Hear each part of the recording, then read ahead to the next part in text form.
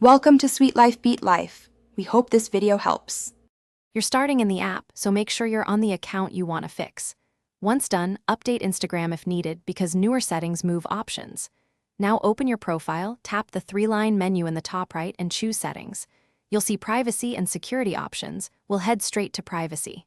Do this now. It saves time and avoids toggling the wrong account later.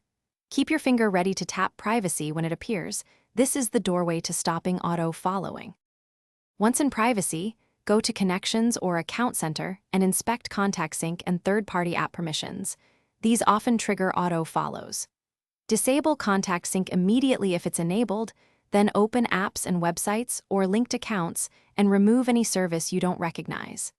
Next, review your following and followers lists for unfamiliar accounts added recently. This reveals automation. Make sure to also check suggested follows. To finish, secure your account. Change your password to a strong, unique one and enable two-factor authentication. This prevents automated services from reconnecting. Then go to Security, right arrow Login Activity and log out of unfamiliar sessions, and finally revisit apps and websites to revoke remaining permissions. Once done, monitor your following for 24-48 hours. If auto-following continues, revoke all app access, reset your password again, and use Instagram's Help Center to report compromised account behavior so they can intervene.